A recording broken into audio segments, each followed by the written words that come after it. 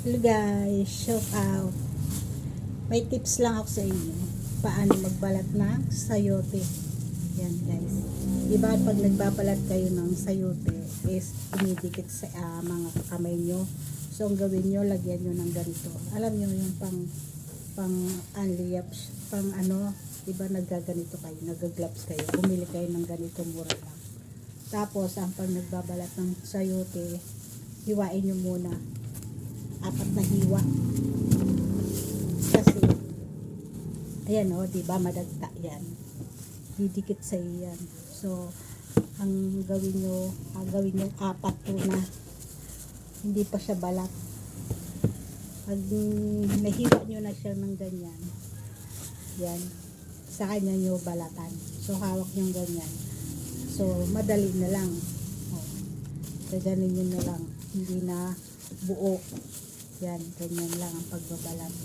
Kasi kung ihiwain nyo ng buo yan, ay hihirapan kayo. At saka didikit sa inyo. Ang madagta kasi ito guys. So yan. Yan, nabalat nyo na ito guys. Tangko na guys. Yan. Tapos tatanggalin na lang yan. So yun lang tips ko guys. Para hindi dumikit dito sa mag-gloves kayo. Alam nyo yung gloves na nabibili na pag nagkakamay kayo, di ba sa mga restaurant. So yan, mura lang naman to. Nabibili yan sa mga Korea o kaya sa online. Yan. Yan ang tips ko sa pagbabalat ng sayote. Kasi ayan o, madagta. Tsaka mahirap pag ganito, naghihiwa ang ganyan, mahirap. Ay, excuse me, hirap hawakan, dutulas, masusugat ka pa. So ito, madali lang siya. Kalahati muna, tapos paliktarin nyo, kalahati naman.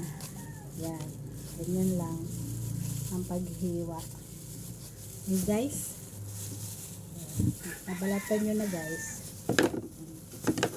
Kalahati lang muna yung balatan nyo, tapos paliktarin nyo ng ganyan. So kailangan naka-gloves kayo. Kasi tingnan mo nga, hawak ko na nga ako. Yan. Hindi na kayo madadagtaan. Kasi madagta ito guys. Pag inano nyo sa kamay nyo, madagta. Yan guys. Ganyan lang.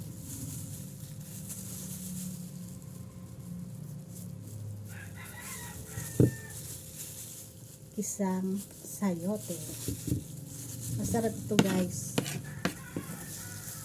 Ganyan lang, hiwain nyo lang. Hiwain nyo lang para hindi kayo nahihirapan magbalat pag buo. Yan lang ang tips ko paano magbalat ng sayote.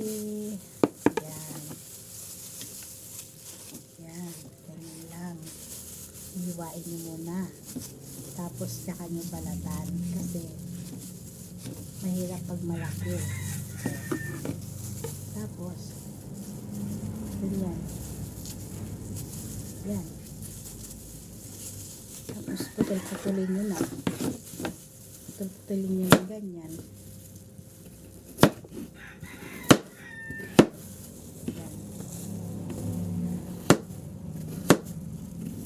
Ayun no kayo nito guys, gulay is life kasi mahirap ang buhay ngayon, kaya puro gulay, isda, puro karne. Ayaw yung cholesterol, gulay na lang. Guys, thank you very much, bye bye.